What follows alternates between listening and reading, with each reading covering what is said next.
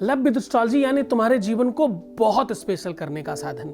तुम जो चाहते हो वो सब कुछ प्रदान करने की व्यवस्था, तुम जो चाहो वो 100% तुम्हें मिल ही जाए, ऐसी अरेंजमेंट, चाहत तुम्हारी पूरा करने का साधन लव विद एस्ट्रोलॉजी में।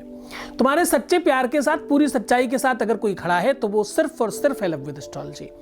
तो आज हम फिर से आपके सामने हाजिर हैं, एक नई व्यवस्था, एक नए संसाधन, एक नई चीज को लेकर के। आज हम बात कर रहे हैं कि रातों रात आपकी किस्मत कैसे चमकाई जा सकती है।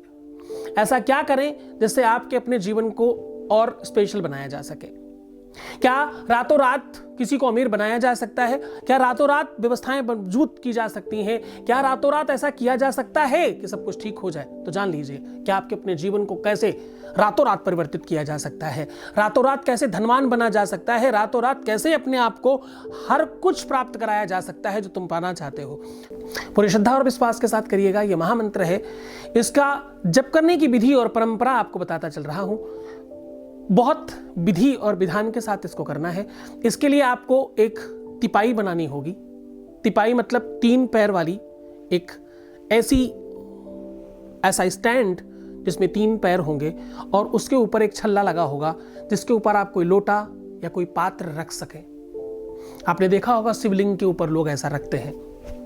उस पात्र में नीचे छेद होना चाहिए और वो पात्र रखा जाएगा नीचे हवन कुंड के ऊपर। नीचे हवन कुंड और ऊपर वो तिपाई। जैसे शिवलिंग होता है वैसे इसमें आग होगी और आप उस आग के ऊपर तिपाई रखेंगे, तिपाई के ऊपर उस पात्र को रखेंगे जो घृत से भरा होगा यानी घी से भरा होगा। इस पात्र को, क्योंकि छेद है, उसमें से घी धीरे धीरे जैसे जैसे नीचे से गर्म आंच ऊपर जाएगी वैसे वैसे उसका घी धीरे धीरे टपकेगा और वो घी आग में जाएगा। और उस पात्र में एक कलावा, उसके गले पे एक कलावा बांध करके आपको अपनी रिंग फिंगर में लपेट के रखना है। आसन लाल होना चाहिए।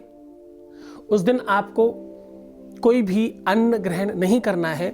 यह काम आप कर सकते हैं सूर्यास्त के बाद। सूर्यास्त के बाद से लेकर के बिफोर 12 बजे के पहले, सूर्यास्त के बाद किसी भी समय इस मंत्र का जाप किया जा सकता है। इस विधि विधान को किया जा सकता है, इस परंपरा को कंप्लीट किया जा सकता है और आपको लाभ दिया जा सकता है। अगर आप पति पत्नी हैं तो दोनों मिलकर कर सकते हैं। अगर आप अभी अविवाहित हैं तो भी इस मंत्र का जाप कर सकते हैं, तो भी इस विधि का लाभ आप ले सकते हैं। इसमें आपको करना यह होगा, इसमें हवन की लकड़ी जलानी है, आग का स्थापन करना है। बहुत सामान्य बात है। तरीके से पहले आग रखिएगा फिर लकड़ी रखिएगा। ध्यान से समझिए, किसी भी हवन में लकड़ी लगाने के बाद आग नहीं लगाते। ये बहुत पंडित लोग गड़बड़ करते हैं, तो आप थोड़ा सीख जाइए ताकि आपके साथ गलत ना होने पाए। लकड़ी लगाने के बाद आग लगाते हैं चिता में, आग लगाने के बाद लकड़ी रखते हैं हवन में। ये दोनों का अंतराल है, दोनों का अंतर है, बड़े ध्यान से समझना। तो पहले आग लगाइएगा फिर लकड़ी रखिएगा चारों तरफ से।